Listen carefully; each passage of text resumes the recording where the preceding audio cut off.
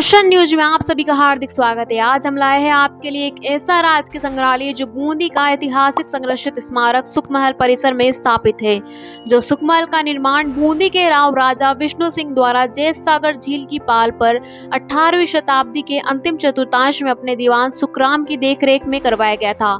प्रसिद्ध अंग्रेज लेखक रुडयार्ड किपलिंग ने भी इस महल में रुककर बूंदी की अतुलनीय प्राकृतिक सुषमा का वर्णन अपनी पुस्तक में किया था। इस संग्रहालय का लोकार्पण 16 जून 2016 को किया गया था। इस संग्रहालय में हाड़ौती क्षेत्र की पाषाण प्रतिमाएं, बूंदी व कोटा शैली की लघु चित्र तथा अस्त्र शस्त्र प्रदर्शित है। मूर्ति कलाखंड में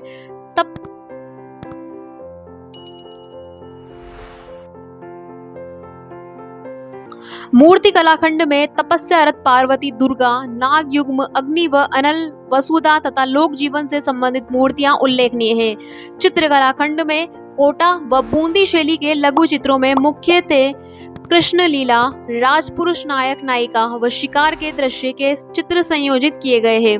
अस्त्र शस्त्र दीर्घों में पाषाण उपकरण, तीर तुक्के, ढाल तलवार, विभिन्न प्रकार की बंदूकें, पिस्टल, रिवॉल्वर, भाले आदि को विषयाकार शोकेशों में रखा गया। प्रदर्शित कुछ हथियार कला के उत्कृष्ट नमूने माने जा सकते हैं। इस दीर्घों में बूंदी क्षेत्र से मिले हस्त्र, कुटार, खोर, कलेवर, लघु पाषाण उपकरण, ताम्र, कुल्हाड़ी व छेनी को एक अलग शोकेस में संयोजित किया गया है। तो देखते रहिए दर्शन न्यूज चैनल को और आगे देखिए हमारी टीम के मेंबर अश्विनी कुक्की क्या कहते हैं। नमस्कार, मेरा नाम अश्विनी शर्मा है। मैं यहाँ पे लोकल टूरिस्ट गाइड हूँ और एज ए ट्रेनी आर्कियोलॉजिस्ट में काम करता हूँ। यहाँ पर हम राजकीय संग्रहालय में खड़े हुए हैं और मेरे पीछे जो शोकेश लगा हुआ है, इस शोकेश में बूंदी की कटारें हैं और बूंदी की कटारें यहाँ पे काफ़ी प्रसिद्ध भी रही हैं। इसलिए बूंदी के जब सिक्के विक्के चले और सिक्कों के अंदर भी बूंदी की कटारों के फ़ोटो लगाए गए और उनको कटारशाही सिक्का भी बोला गया साथ ही, और उन सिक्कों में बूंदी के डेगर्स के पिक्चर्स लगाए गए थे।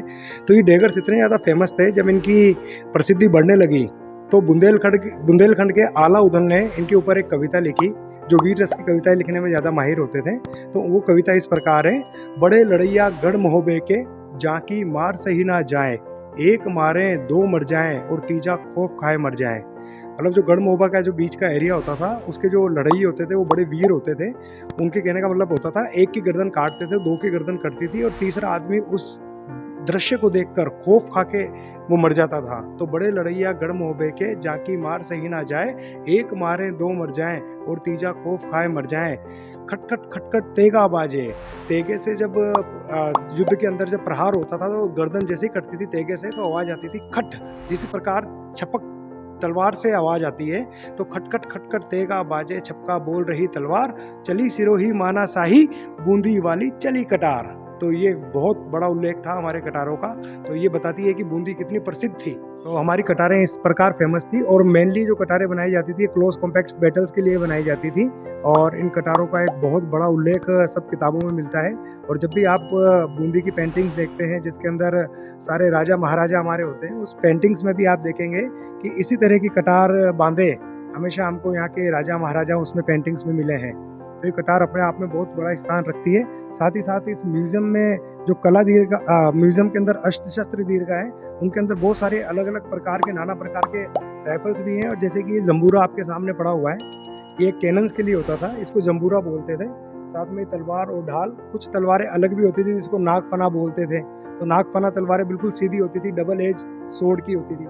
इसी तरह से ये भी शॉर्ट गन्स वगैरह यहाँ पे रखी गई हैं और नीचे इसमें बारूदानियाँ भी रखी गई हैं जो लेदर के साथ बनाई गई हैं। तो इसमें भी आप देखेंगे ये सारी जैसे टोडेदार बंदूकें कोई लकड़ी की हैं, उसी तरह से ये बंदूकों के कलेक्शन यहाँ पर देखने को मिलते हैं। साथ ही साथ कुछ यहाँ पे पिस्टल्स के कलेक्शन भी हमको बहुत अच्छे देखने को मिलते हैं। आपके सामने देखिए कुछ अलग अलग तरह की पिस्टल्स हैं।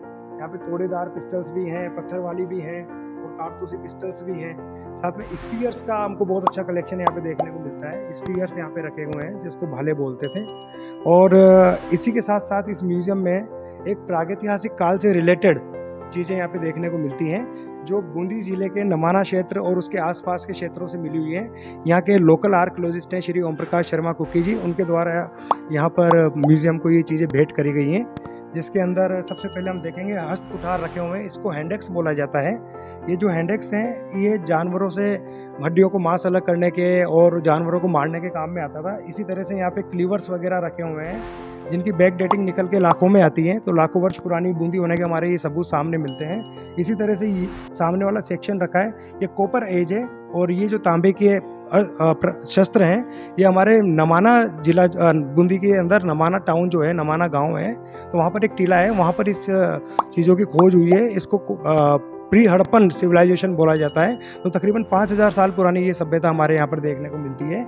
साथ ही साथ हमारे मिडिल पेलोलिथिक के टूल्स जो कि क्वार्टजाइट स्टोन्स के साथ में बनाए हुए हैं वो भी देखने को मिलते हैं। इनकी back dating around 60,000 year old निकलती है। साथ ही साथ आप यहाँ पर देखेंगे यहाँ पे कोर और फ्लिंट्स बड़े अच्छे बखूबी रखे हुए हैं।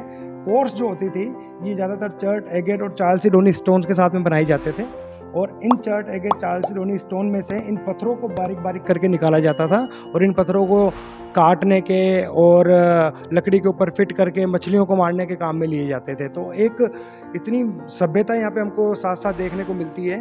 इसी तरह से ये तीर के तुक्के हैं जिसके अंदर तीर के आयरन के फ्लेक लगा के रखते थे। ये लकड़ी के बने हुए हैं, बम्बू स्टिक के बने हुए हैं, और इसके ऊपर आयरन के फ्लेक लगाते थे और तीर कमान में वो चलाया करते थे। इसी तरह से यहाँ पे विभिन्न प्रकार की तलवारें रखी हुई हैं जिसको कब्जा आलमगिरी बोला जाता है, तो ये कब्जा आलमगिरी तलवार है। इसी तरह से जो सामने वाली तलवारें हैं इसको नागफना बोला जाता है, नागफना तलवार इसको कहा जाता है, और दूसरी वाली तलवार को कब्जा परचन पर्दाहार कहा जाता है। इसमें कीरच तलवारें भी हैं। तो ये कुछ तलवारों के नाना प्रकार के नाम हैं जो कि उस ज़माने में काम आते थे। और ये म्यूज़ियम कला की दृष्टि से और साथ ही साथ शस्त्र कला इसके अंदर बहुत अच्छी देखने को मिलती है, जिसमें हमको तकरीबन सब युग के शस्त्र हमको बखूबी देखने को। इसी प्रकार जब हम मेन कक्ष से बाहर निकल के दूसरे कक्ष में आते हैं तो यहाँ पे मूर्ति कला का एक श्रेष्ठ उदाहरण हमको देखने को मिलता है। इन मूर्ति कलाओं को यहाँ पर संजो के रखा गया है जो कि हमारे हाड़ौती क्षेत्र से मिली हुई हैं। ज़्यादातर मूर्तियाँ बारा, काकुनी, शाहबाद और अटरू, खटकड़ और बूंदी के कुछ गाँवों से मिली हुई हैं।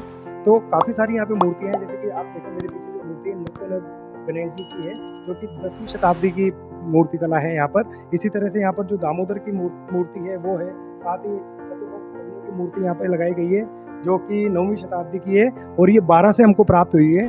साथ ही ऋषिकेश और दामोदर वाली जो पेंटिंग्स है, मूर्ति कला है, ये 9वीं शताब्दी में हमको मिली हुई है यहाँ पर। और ये भी विलास जो 12 के अंदर एक गाँव है वहाँ से हमको ये मूर्ति मिली हुई है। साथ ही अनुल वसु की मूर्ति कला है जो कि अटरू 12 से मिली हुई है, जो कि तकरीबन 9वीं और 10वीं शताब्दी के मध्य की है।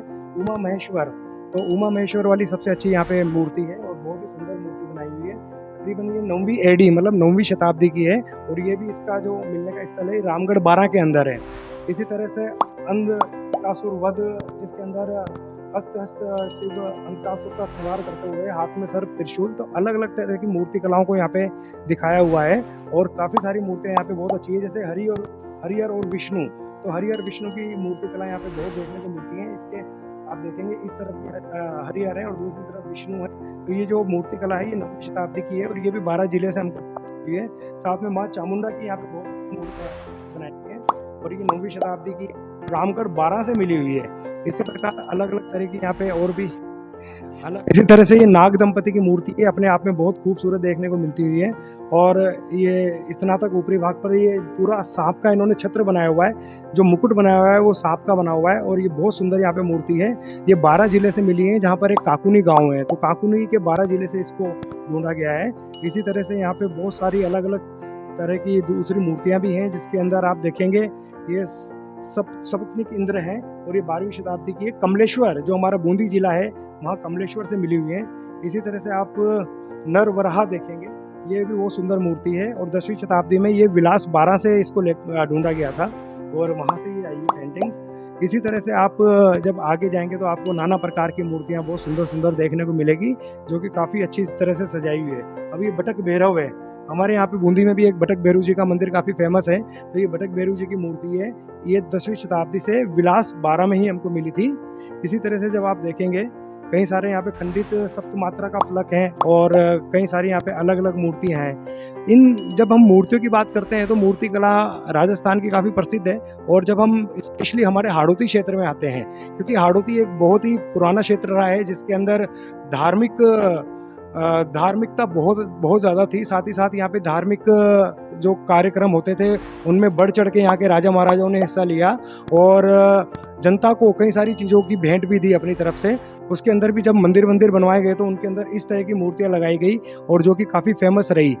अगर मेरी पर्सनल बात करें तो मेरे को इस म्यूज़ियम के अंदर जो सबसे अच्छी प्रतिमा और मूर्ति लगती है तो वो शेषशाही विष्णु की मूर्ति लगती है। ये 13वीं शताब्दी की मूर्ति है और ये खटकड़ बूंदी जिले से प्राप्त हुई थी। तो यहाँ पे विष्णु भगवान क्षीर सागर में लेटे हुए हैं और शेष नाग के ऊपर लेटे हुए हैं। शेष नाग ने अपने उनके ऊपर मुकुट बनाया हुआ है और माता लक्ष्मी उनके पैर दबा रही है। तो ये मूर्ति मेरे को पर्सनली बहुत अच्छी लगती है और ये 13वीं शताब्दी की मूर्ति है और खटकड़ से प्राप्त हुई है बूंदी जिले की। इस तरह से जब हम यहाँ पे पेंटिंग्स में आते हैं तो आप देखेंगे यहाँ पे चित्रशैली बड़ी अच्छी बनाई गई है जिसके अंदर नायक नायिका और रसिक प्रिया के चित्र हैं।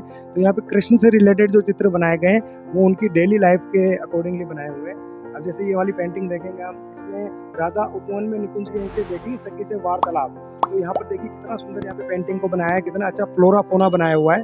और फ्लोरा फोना होने के साथ साथ यहाँ पे जो हमारे नायिकाएं बनाई गई है उसके अंदर कितनी नाना प्रकार के कलर्स और वगैरह दिए हुए हैं। तो पेंटिंग्स के मामले में हमारा बूंदी स्कूल ऑफ पेंटिंग पूरे विश्व में प्रसिद्ध है, जिसके अंदर हमको मेवाड़ी कला के साथ साथ डेक्कन इन्फ्लुएंस के साथ साथ काफ़ी सारे इन्फ्लुएंस पेंटिंग में देखने को मिलते हैं, जिसके अंदर चटक लाल रंगों का प्रयोग भी हुआ है। साथ साथ हमारे यहाँ पे टर्कोआइज और इंडिगो पेंटिंग्स के साथ भी यहाँ पे पेंटिंग बनाई गई है। और बूंदी चित्रशाला के अंदर आप देखेंगे तो रागमाला, रासलीला, इसके विभिन्न चित्र कृष्ण से रिलेटेड बनाए। जब आप ये वाली पेंटिंग देखें तो राधा का संदेश लेकर कृष्ण को सुनाती सेविका। तो ऊपर कृष्ण भगवान इसमें बैठे हुए हैं और उनका संदेश लेके एक सेविका नीचे राधा के पास आती है और कृष्ण भगवान का संदेश वो राधा को सुना रही है। तो उस जमाने में भी जो मैसेजेस ट्रांसफर होते थे, जैसा कि हमने सुना कि एक कबूतरों द्वारा या ईगल्स या वल्चर्स के द्वारा मैसेज ट्रांसफर होते थे, पर ये भी एक वे ऑफ ट्रांसफरिंग मैसेज है कि कृष्ण भगवान ने अपनी जो मन की बात है वो सेविका को कही और वो सेविका नीचे आके अपनी पूरी बात, कृष्ण की पूरी बात राधा को सुना रही है। इसी तरह से आपकी पेंटिंग है, रास्ते में राधा कृष्ण भवन में बैठे हुए, सम्मुख सेविका वृक्ष पर कामदेव दृष्टि पे। तो आप देखेंगे यहाँ पे राधा कृष्ण बैठे हुए हैं, सामने सेविका बैठी हुई है और ऊपर वृक्ष के ऊपर कामदेव बैठे हुए हैं। तो इसी तरह से अलग अलग यहाँ पे पेंटिंग्स के टॉपिक्स हैं जो कि बड़ी सुंदर पेंटिंग्स बनाई हुई हैं और हर किसी के ऊपर श्लोक देखने को मिलता है। मैं जगदीश वर्मा, सीनियर असिस्टेंट पुरातत्व विभाग, राजकीय संग्रहालय बूंदी। राजकीय संग्रहालय बूंदी की स्थापना दिनांक 16 जून 2016 को संरक्षित स्मारक सुकमेल में की गई है। यहाँ पर विभिन्न प्रकार की मूर्तियाँ, अस्त्र शस्त्र एवं चित्रकला प्रदर्शनी, चित्रकला दीर्घा भी बनाई हुई है। और यहाँ पर पुरापाषाण प्रतिमाएँ और प्रागैतिहासिक काल की भी काफ़ी पुराने औजार भी यहाँ पर रखे हुए हैं, उपकरण। इस संग्रहालय में हाड़ौती क्षेत्र की पाषाण प्रतिमाएं, बूंदी व कोटा शैली के लघु चित्र तथा अस्त्र शस्त्र प्रदर्शित हैं। मूर्ति कलाखंड में तपस्यारत पार्वती, दुर्गा, नाग युग्म, नरवरा, अग्नि व अनल वसु लोक जीवन से संबंधित मूर्तियां उल्लेखनीय है। नायक नायिका व शिकार के दृश्यों के चित्र भी यहाँ पर संयोजित किए गए हैं। अस्त्र शस्त्र दीर्घा में पाषाण उपकरण, तीर, तुपके, ढाल, तलवार, विभिन्न प्रकार की बंदूकें, पिस्टल, रिवॉल्वर आदि को शोकेशों में रखा गया है। प्रदर्शित कुछ हथियार कला के उत्कृष्ट नमूने भी माने जा सकते हैं। इस दीर्घा में बूंदी क्षेत्र से मिले हस्त, कुटार, कोर, कलेवर, लघु पाषाण उपकरण, ताम्र कुलाड़ी एवं छेनी को एक पृथक से शोकेस में संयोजित किया गया है। बूंदी जिले में पुरातत्व विभाग के अधीन संरक्षित स्मारक सुकमेल, राजकीय संग्रहालय बूंदी, 84 खंभों की छतरी एवं रानी जी की बावड़ी है। इन सभी पर भारतीय टूरिस्टों के लिए तो 50 रुपये टिकट है और विदेशों के लिए 200 रुपये टिकट है और एक कंपोजिट टिकट भी सभी जगह सम्मिलित रूप से रख रखा है ताकि टूरिस्ट एक ही जगह से टिकट ले सके। तो उसके रेट भारतीय टिकट की 75 रुपये है और फॉरेनर की 350 रुपये है। बताऊँ दर्शन न्यूज़ का, तो दर्शन न्यूज़ पे जुड़े रहने के लिए धन्यवाद और आप इस चैनल के साथ जुड़े रहिए ताकि आपको आगे से इन चीज़ों से रिलेटेड अपडेट्स आपको कंटिन्यू मिलते रहें। धन्यवाद। दर्शन न्यूज़, जो है आपका अपना विश्वास।